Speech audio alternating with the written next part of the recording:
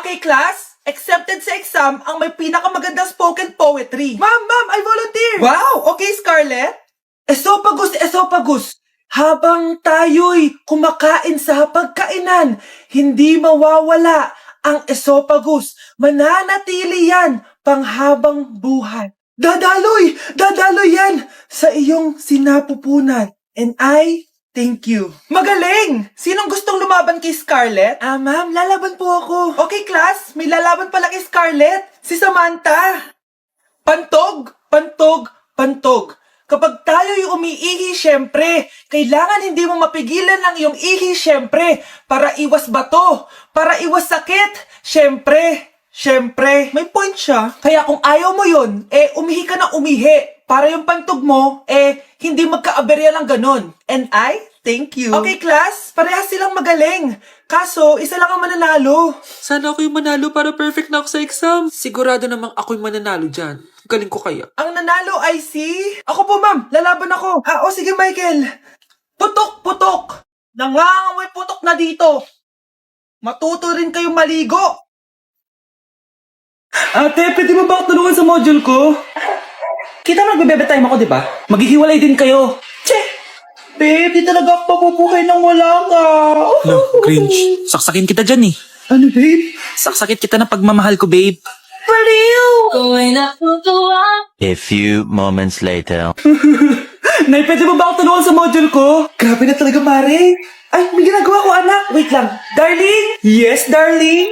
Tulungan mo nga yung anak natin. Kaya niya na yan. Apakatamad mo talaga. Ikaw nga, puro chismis ginagawa mo eh. Tulungan mo na. Parang di mo anak yun Talaga, di ko naman anak yun. Winawash up mo talaga ako, no? Di doon ka na sa anak ng kapit mo. Okay, sabi mo di dyan ka na sa ampon mong anak. Ampon lang ako. Di magsama kayo ng kabit mo. Sige, maghiwalay na tayo. Sinong tinakot mo? Tama na. Sinungaling ka, Nay. Tinago mong ampon lang ako. Anak, sorry, tinago ko sa'yo. May kabit ka, Tay. Niloloko mo kami. It's a prank! It's a prank! Prank lang pala. So, di totoong maghihiwalay kayo, Nay? Oo, anak. Hindi kami maghihiwalay ng tatay mo. Salamat naman. Pero totoo yung ampon ka talaga. Tay? O anak. Si nanay kasi kahapon pwede umuwi. Ano na kaya nangyari dun? Busy lang yung nanay mo. O siya, may good news ako sa'yo. Malapit na tayong yumaman. Anong ibig sabihin nun, Tay? Basta, hintayin mo na lang. Opo, Tay. Mabibili mo na lahat ng gusto mo, anak. Nasaan na kaya si nanay? The subscriber cannot be Nay, reached. sumagot ka. Please try again later. Anak, may aasikasuhin lang ako para yumaman na tayo. Ikaw mo nang bantay ng bahay, ha? Tay, si nanay kasi ilang araw nang di umuwi. Wala ka pa rin bang balita sa kanya? Scarlett, di ba sabi ko sa'yo busy ang nanay mo? Babalik din yun, huwag ka mag-alala. Sige na, ha? Kainis, wala na naman signal. Kailangan ko tawagan si nanay. Naku, Mare, tigilan mo na ako, ha? Scarlett? Aling Rosa?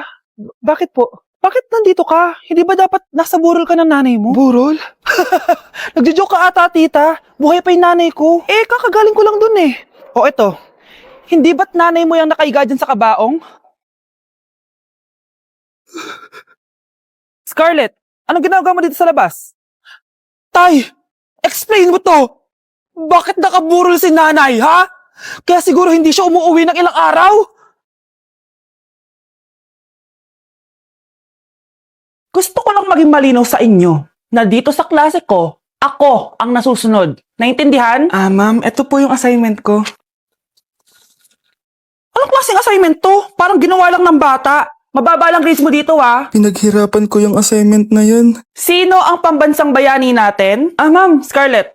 Ang pambansang bayani natin ay si... Oops! Napakabagal mo sumagot. Ang pambansang bayani natin. Straight to the point ang kailangan ko sagot. Ayusin yung sumagot, ha? Hindi na kayo elementary. Opo, ma'am. Pinayagan ba kita kumain sa loob ng klase ko? Ma'am. Akin na yan.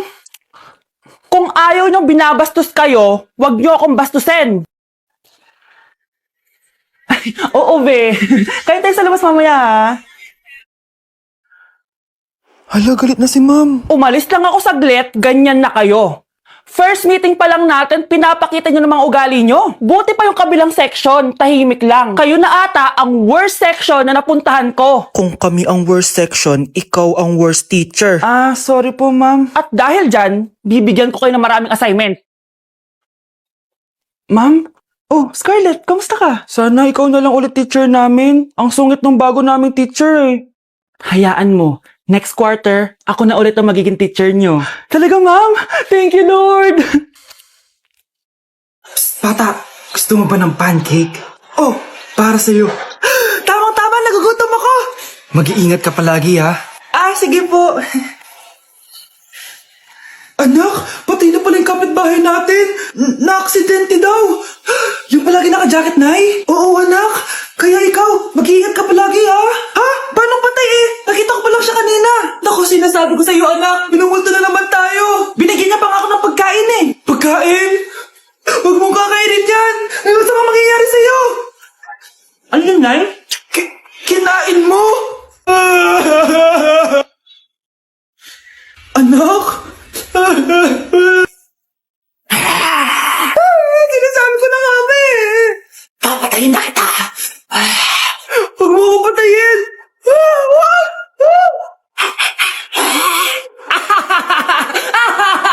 It's a prank! Punyeta ka? Prank-prank ka pa ha? Maglinis ka nga. Ah, sige po, Nay. Bilisan mo dyan ha, kundi ko papatayin ko. Nay, pakayan na yung multo. Kumakatok na. Ay, anong multo-multo? Delivery yan. Nag-text siya sa akin. Ay, nandito na order ko. Delivery. Kuya, okay ka lang ba? Hi, neighbor. Mga anak, maganda ba? Oh, mawawala ako ng 3 araw Nay, kailangan ba talaga tumuloy doon? Importante yun, anak. Minsan lang ikasal yung kumare ko, no? Tsaka sa Cebu siya gagawin, di ba? Shala. Basta, Nay, mag-ingat ka, ha? Oo naman, anak. Huwag ka mag-alala. O siya, naalis na ako. Mga kapatid mo, ha?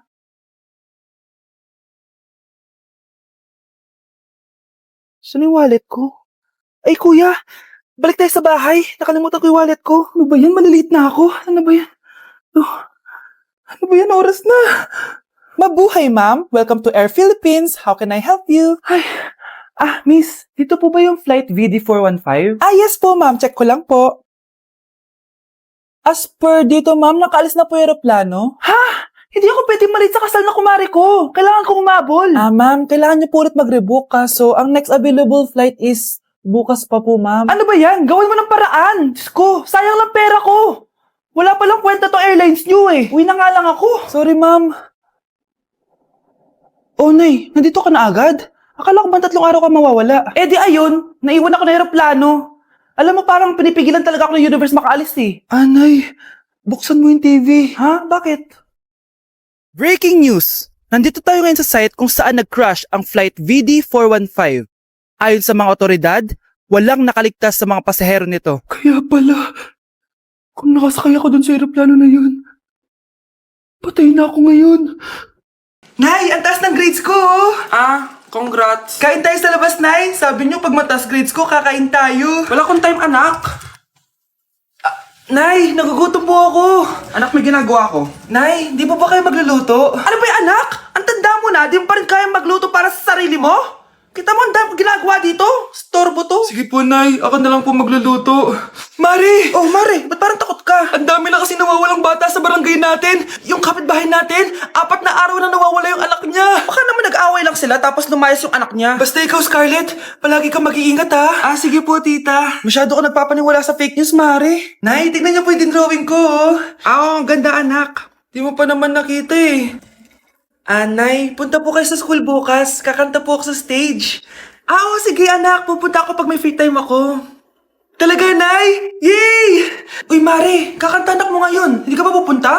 Di na siguro, Mare. Marami pa akong gagawin. Hinihintay ka nun. Pagbigyan mo na, minsan lang. Naku, Mare, sagabal lang yun sa trabaho ko. Sige na, marami pa akong gagawin, no? Nasaan ka na ba, Nay? Malapit na akong tawagin. Hindi ka mahal ng nanay mo. Mahal ako ng nanay ko! Tao po! Bakit po, sir? Kayo ba yung nanay ni Scarlett? Opo. Ma'am, nawawala po yung anak nyo. Ano? Si Scarlett? Aware naman siguro kayo na maraming nawawalang bata dito sa barangay natin, ma'am. Scarlett? Yung iba, ma'am, hindi na namin nahanap. Napakawalang kwenta mong nanay. Disturb mo yan.